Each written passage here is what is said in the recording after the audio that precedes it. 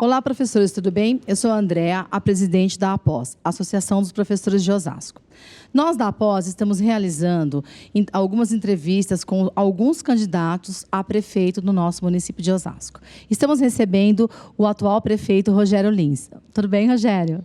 Tudo bem, Andréa, todos os professores da APOS do nosso município. É uma honra para mim participar dessa discussão de ideias, de propostas para a nossa cidade e para a educação do nosso município.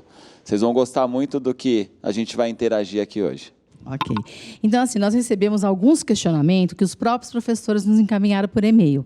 Aí nós fizemos uma seleção de algumas perguntas, que foram muitas, né, questionamento, e eu iria perguntar para você, então, algumas coisas e você me responde.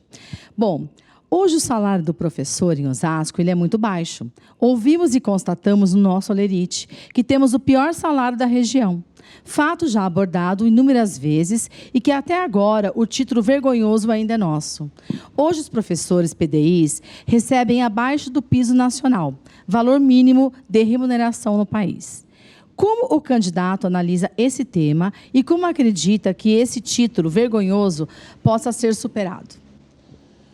Nós, devido a estarmos num ano eleitoral, tivemos um impedimento pela legislação vigente nesse ano.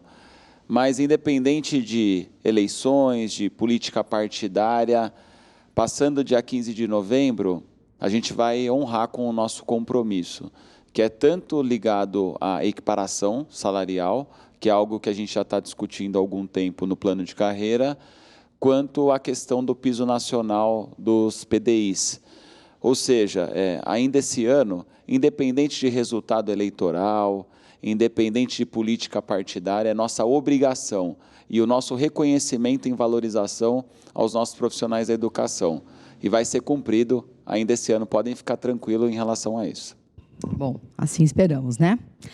Segunda questão. Em 2019, foi aprovado o plano de carreira do magistério, muito aquém das necessidades dos profissionais da educação, e muito falho no quesito de valorização, cerceando a evolução e excluindo os professores readaptados. O professor readaptado sofre muito na condição atual e ainda tem seus direitos cerceadores no quesito de evolução e aposentadoria. Vale lembrar que a Secretaria de Educação é onde temos o maior número de readaptados da Prefeitura, sendo um dos fatores a pressão e o desgaste da carreira.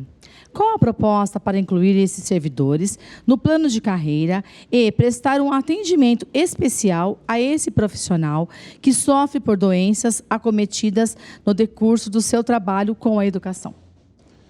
O plano de carreira era esperado há muitos anos na nossa cidade. Passaram vários governos pelo nosso município e não colocaram em prática algo que eles utilizavam como discurso.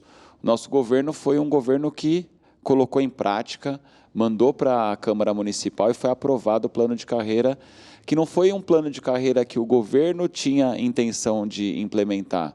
Foi um plano de carreira que foi debatido exaustivamente com vários professores, inclusive os professores readaptados. A APOS participou de todas as discussões e tudo que foi encaminhado foi discutido em conjunto. São etapas a serem cumpridas, a gente ainda não deixou a valorização, nem as etapas ainda como nós gostaríamos, mas nós vamos chegar lá. O professor da nossa cidade não somente vai ter essa valorização que é merecida, como vai ter um dos melhores salários da região. Essa é a nossa meta, ela é alcançável, tanto que nesse momento de pandemia, com muito planejamento e estratégia, a gente conseguiu manter o fluxo de arrecadação do nosso município. E óbvio que a gente vai ter um recurso disponível para fazer esse justo reconhecimento após passarmos o período eleitoral. Em relação aos professores adaptados, nós temos que lembrar que, inclusive, alguns professores adaptados ocupam cargos de gestão no nosso município, no nosso governo. E a gente quer tratar isso como uma política de saúde pública também. Nós vamos trazer, junto à Secretaria da Educação e à Secretaria da Saúde, um acompanhamento diferenciado e uma reorganização funcional para que ele se sinta valorizado, útil e acolhido e que possa prestar também um bom serviço para a municipalidade. Nós vamos ter boas iniciativas nesse sentido, inclusive a gente é um governo que gosta de dialogar. Se tiverem novas iniciativas ou sugestões para os readaptados, nós vamos acolher e podemos, inclusive, colocar no nosso programa de governo. Sugestões são sempre bem-vindas. Bom, que ótimo, né? Hoje, um dos fatores para afastamento de profissionais da educação é o alto índice de doenças mentais. Essas causadas pelo excesso de trabalho, falta de apoio dentro da unidade escolar e excessivo número de alunos por sala. Durante a pandemia, vimos esses problemas aumentarem e a necessidade de cuidados com todos os profissionais. O candidato tem alguma proposta para cuidar da saúde dos servidores, em especial a educação? No ensino fundamental e na pré-escola, a gente atende o que a lei exige. Inclusive, em algumas escolas, nós temos um número, inclusive, inferior de alunos por professor. A gente, infelizmente, tem um número excessivo nas creches, porque muitas vezes, inclusive, nós temos que atender medidas que são judiciais, fogem do nosso controle. Vem uma determinação de um juiz que fala, precisa colocar em tantas horas a criança tal na creche tal. E muitas vezes isso, decisão judicial a gente não se discute, a gente tem que cumprir. Agora, é muito importante lembrar que o nosso governo foi o governo que mais gerou novas vagas em creche da história da nossa cidade, em 4 anos. São quase 5 mil novas vagas em creche, porque a gente entende que era uma demanda necessária. A gente tem um projeto ousado para o segundo governo, que é chegar próximo de zerar a fila de espera por novas vagas em creche, porque a gente sabe que isso também é um problema social. E a gente também, através de um projeto de lei, nós vamos conseguir contratar 1.000 novos auxiliares de classe, porque a gente sabe que nesse conjunto, onde os profissionais da educação têm que ter esse auxílio, esse suporte, a gente pode ter menos problemas de saúde, menos carga de estresse, né, pela alta demanda que os profissionais da educação têm, e com isso nós vamos ter menos problemas para o professor, dentro e fora da sala de aula, porque a nossa preocupação com o profissional da educação, ela é no ambiente escolar, mas é também fora do ambiente escolar. A gente não quer que ninguém tenha problema de saúde ou problemas relacionados ao excesso de trabalho e ao desgaste que ele acaba tendo no dia a dia. A tecnologia, hoje em dia, está em todos os processos do cotidiano. Em Osasco, uma das maiores reclamações que temos é a falta de equipamentos para desenvolver um bom trabalho nas salas de informática.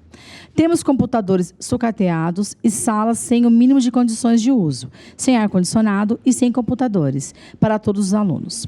Qual a proposta do candidato para a universalização do acesso à informática?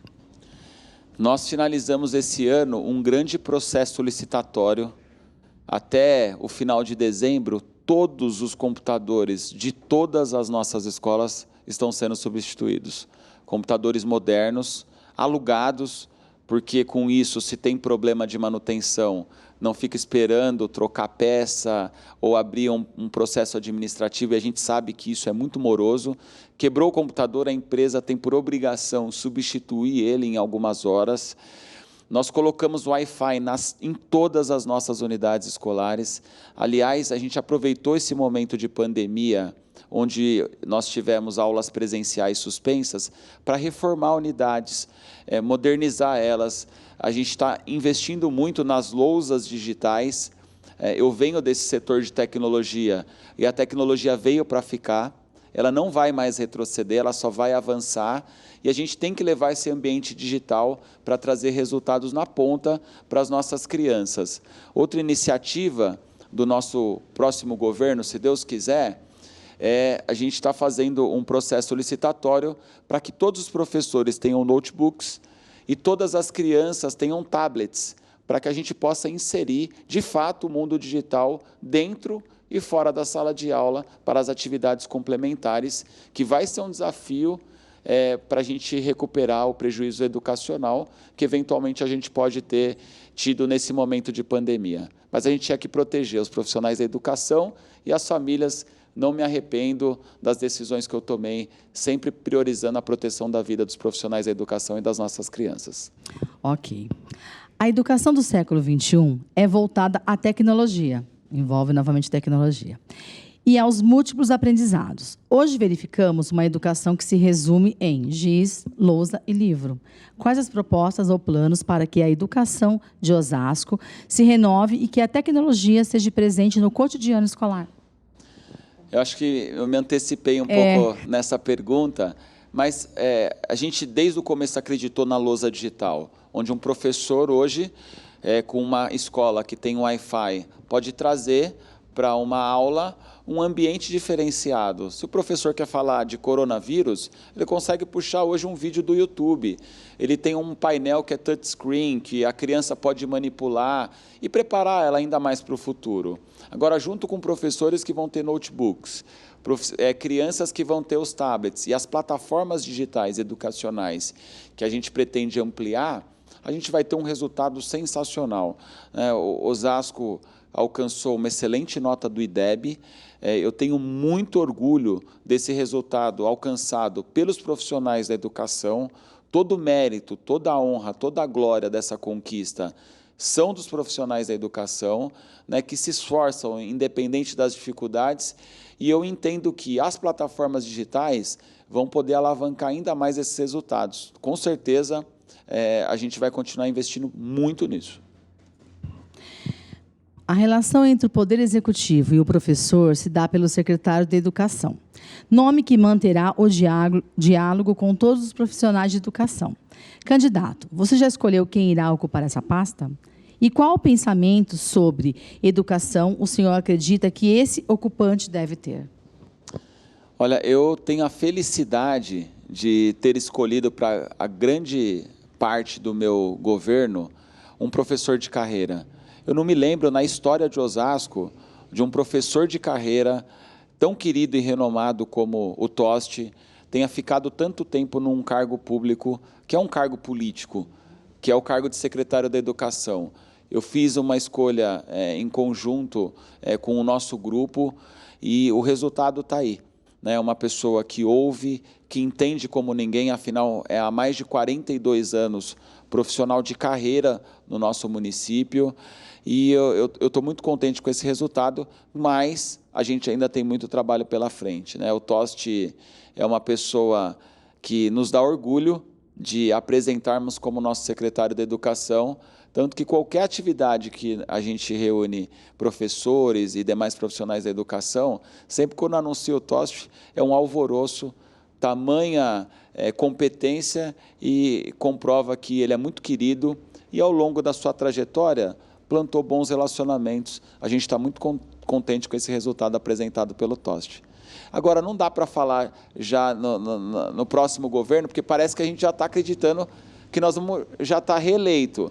E a gente tem que, eu sempre falo, não falo ainda em próximo governo, Vamos primeiro disputar a eleição, se assim for a vontade de Deus e o povo nos escolher novamente, na sequência a gente apresenta quem serão os novos secretários. Mas eu posso afirmar, eu estou muito contente com o resultado que o Tosti tem dado para a gente, mas a gente ainda tem muita coisa para melhorar, a gente ainda tem muito trabalho pela frente.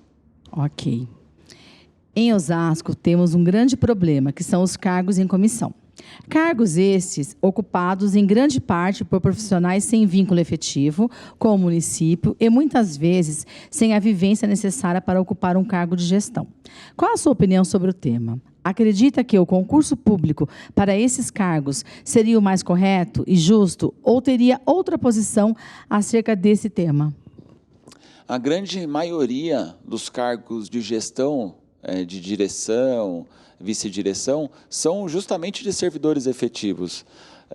A minoria que são profissionais que também exerceram, alguns já aposentaram, mas que têm um longo currículo de realizações, são muito queridos nas comunidades e conceituados pelos professores, mas eu ainda sou um defensor que no trio gestor a gente vai avançar para isso. Já era para a gente ter avançado, para a gente ampliar a questão dos concursos para algumas posições estratégicas, não somente da educação, como em outros pontos do governo.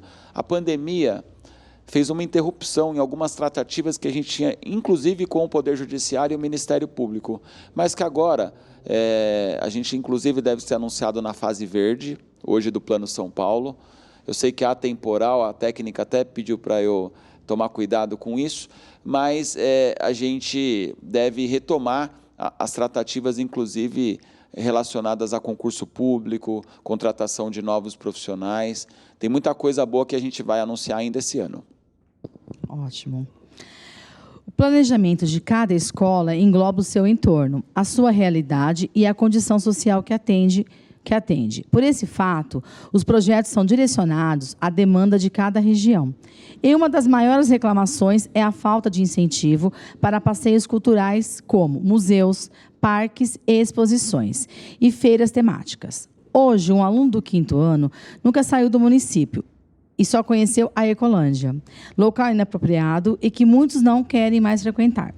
Como seria o plano para que o aluno tivesse acesso a esses locais culturais e que o planejamento da escola fosse cumprido utilizando esses locais de aprendizado? Nós incentivamos as atividades extracurriculares e os passeios que cada escola, cada direção, cada trio pode organizar junto com o seu corpo de professores, familiares e alunos. É óbvio que eu discuto sempre isso com o Tosti, eu quero fazer algo mais abrangente para um próximo ciclo, se Deus quiser. Levar as crianças para outras atividades, retornar, inclusive, passeios para a praia, para museus, para outras atividades que são ligadas à ciência, à geografia, o trabalho de campo, porque isso sempre traz bastante resultado. Nós vamos incentivar e apoiar para que as escolas possam propiciar isso para os nossos alunos. Agora, é importante lembrar que a gente também retornou às feiras de ciências no nosso governo. Isso tem sido um sucesso.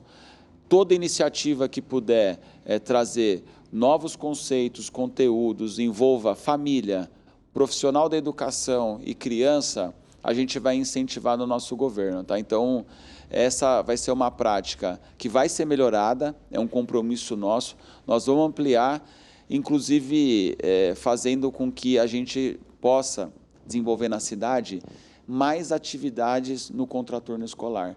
A gente tem se esforçado muito para recuperar as piscinas da cidade, os campos de futebol, as praças, espaços para todas as modalidades educacionais, culturais e esportivas, porque, inclusive, é um novo desafio para o nosso governo fazer com que as crianças se ocupem no contraturno escolar, fora e dentro do ambiente escolar. Ok, isso é muito bom mesmo, precisa, né? Hoje, o professor que não tiver falta em 2 meses de trabalho, ele recebe uma gratificação. Essa varia de R$ 400 a R$ 600. Essa gratificação, ao nosso entender, poderia ser incorporada ao salário e sim aumentarmos o baixo salário dos professores. Qual é a sua opinião acerca de gratificações e bônus ao funcionalismo? É uma pauta que está em discussão dentro do nosso governo. A gente entende esse pleito, esse pedido da pós.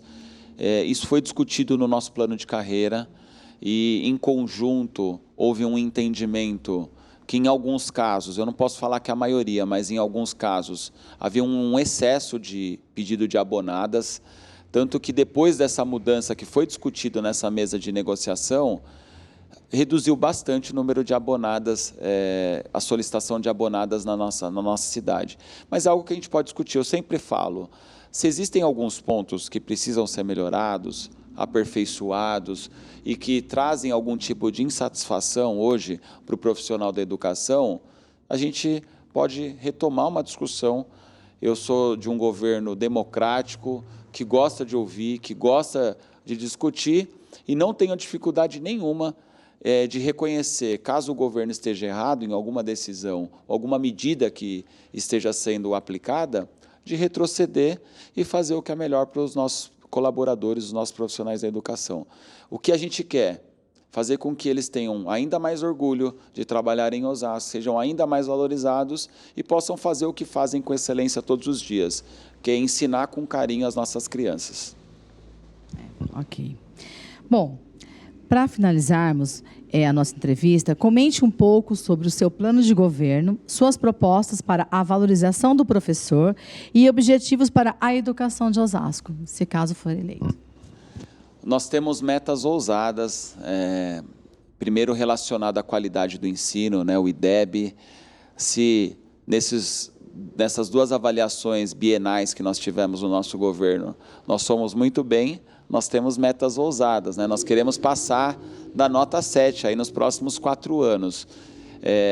Eu confio muito nos profissionais da educação, eles foram os grandes responsáveis, como eu já falei anteriormente, por essa conquista. Isso nos orgulha, hoje, saber que Osasco tem uma nota do IDEB acima da média nacional. Então, todo o crédito aos nossos profissionais da educação.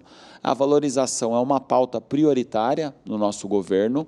A gente deve, inclusive, esse ano, já deixar isso bastante concretizado, independente do resultado eleitoral, mas nós vamos ter os próximos anos para fazer com que se cumpra aquilo que foi estabelecido no plano de carreira e chegar em algo onde esteja equiparado, desde o PDI até o PEB 2, se a legislação assim nos permitir, e o que não for permitido pela legislação, se tiver alguma questão que impede relacionada a títulos ou formações, nós vamos deixar algo muito similar e que deixe o professor com a sensação de que um dia ele teve o título de ter o pior salário do professor e hoje ele está trabalhando numa cidade que paga um dos melhores salários de toda a região. Nós vamos chegar nisso. A infraestrutura das escolas municipais hoje, graças a Deus, tem uma nova realidade e a gente vai continuar isso. Desde a acessibilidade, desde dos telhados, da manutenção, sanitários, playgrounds, a tecnologia que veio para ficar. A gente tem um projeto de ampliarmos as escolas em período integral, em especial nas regiões mais vulneráveis socialmente. A gente percebeu que escolas onde foi implantado esse tipo de atendimento transformou a comunidade, tanto dentro quanto fora da escola. Inclusive, a gente ficou muito contente, dando um exemplo, tá? Me perdoem os outros professores e as outras escolas, mas me vem à cabeça aqui o Veríssimo, que já teve uma das notas mais baixas do IDEB e agora está entre as escolas com notas mais altas, e é uma escola em período integral. Então, a gente percebe que isso também é algo que vai dar resultado. A inserção do inglês, desde as primeiras fases etárias, né, desde a pré-escola. A gente acredita muito nessa atividade. A gente está aqui agora com um problema climático. Eu acho que, finalizando aqui minha participação, está chovendo bastante. Se tiver alguma interferência, eu peço desculpa. Mas, quem sabe, não são chuvas de bênçãos aí para a educação, para a nossa cidade, né? E eu quero agradecer. Nós vamos continuar construindo novas escolas, tem 2 novos CELs previstos, novas unidades de creche, e eu quero agradecer aí todos os profissionais da educação pelo carinho com que têm me recebido quando eu os encontro dentro do ambiente escolar e fora do ambiente escolar. E repito, a gente enfrentou uma pandemia, protegemos os profissionais da educação, tivemos inclusive que tomar decisões muito antes de decisões do governo do estado, inclusive para as escolas estaduais. Não voltaremos às aulas esse ano, independente de qualquer coisa, e posso afirmar para todos os profissionais da educação, o ano que vem, se nós não tivermos 100% de segurança, se nós não tivermos 100% de certeza de proteção com vacinas, a gente também não vai voltar à aula com pressa, não, tá? Podem ficar tranquilos que a vida está em primeiro lugar para a gente, para os profissionais da educação, para as nossas crianças e para as famílias osasquenses, tá? Então, se Deus quiser, nós vamos continuar trabalhando em conjunto, com democracia, ouvindo e entendendo que a gente ainda tem muita coisa para avançar e melhorar na educação e na nossa cidade. Agradeço pela participação, Andréia. Agradeço a todos da pós. Se o finalzinho aqui ficou meio confuso, é porque está chovendo muito, está muito barulho aqui, mas nós vamos ter outras oportunidades de discutir a cidade que a gente tanto sonha em construir junto com vocês, tá? Deus abençoe a todos. Bom, é isso aí, né? Com certeza todos os profissionais da educação estão de parabéns pelo IDEB. E é isso. O que o professor mais almeja é o quê? Condições de trabalho, né, melhores e um salário sendo mais valorizado. E assim, agradecemos a APOS, a Associação dos Professores de Osasco, agradece a sua presença, né, o candidato Rogério Lins, e obrigada por participar aqui com a gente dessa entrevista, ok? Professores, é isso aí. Em breve estaremos divulgando o vídeo na íntegra e aí você poderá assistir e tirar suas conclusões. APOS, sempre juntos. Juntos somos mais fortes. Obrigado, APOS, por essa oportunidade. É muito importante quando uma entidade é democrática e sempre luta em direito e em defesa daqueles que ela representa, que são os profissionais da educação. Tá? Muito obrigado. Fiquei muito feliz por esse convite em saber que você vai abrir para todos os candidatos. É muito bom que isso aconteça, porque você pode tirar suas próprias conclusões e fazer a melhor escolha para você no seu segmento e para a cidade também, porque afinal, muitos profissionais da educação da nossa cidade também são cidadãos osasquenses, moram aqui e têm outros interesses, tá bom? Deus abençoe a todos. Obrigado pela oportunidade. Após, parabéns, Andréia. Muito obrigada, em nome da diretoria.